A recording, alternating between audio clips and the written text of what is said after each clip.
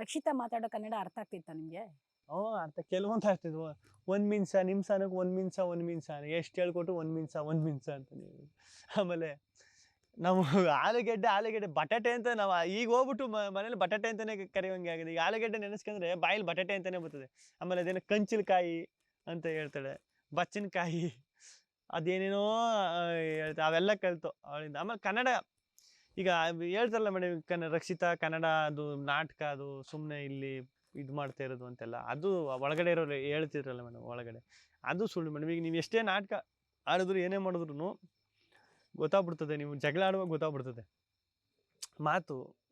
ಈಗ ನೀವು ಹಂಗೆ ಆ ಥರ ಏನಾರು ರಕ್ಷಿತಾ ಏನಾರು ಆ ಥರ ಬೇಕು ಅಂತಲೇ ಆ ಥರ ಇದು ಮಾಡೋದು, ಪದಗಳು ತಪ್ಪು ಮಾಡಿ ಮಾತಾಡೋದು, ಆ ಥರ ಮಾತಾಡೋದು, ನಿಧಾನ ಗ್ಯಾಪ್ ಕೊಟ್ಟು ಮಾತಾಡೋದು, ಹಿಂಗೆಲ್ಲ ಮಾಡೋದು ನಾಟಕ ಅಂತ ಒಳಗಡೆ ಇರೋರು ಹೇಳ್ತಿದ್ರಲ್ಲ. ಹಂಗೆ ನಾಟಕ ಮಾಡೋಕ್ಕಾಗಲ್ಲ. ನೀವು ಎಷ್ಟು ಹಂಗೆ ನಾಟಕ ಮಾಡೋದು ಜಗಳ ಮಾಡುವಾಗ ಗೊತ್ತಾಗ್ಬಿಡ್ತದೆ. ಯಾಕಂದರೆ ಜಗಳ ಫಾಸ್ಟಾಗಿ ಹೋಯ್ತಾ ಇರ್ತದಲ್ಲ, ಆವಾಗ ಕಂಟ್ರೋಲ್ ಮಾಡೋಕ್ಕಾಗಲ್ಲ, ಬಂದ್ಬಿಡ್ತದೆ ನಿಮ್ಮ ಒರಿಜಿನಲ್ ಏನಂತ.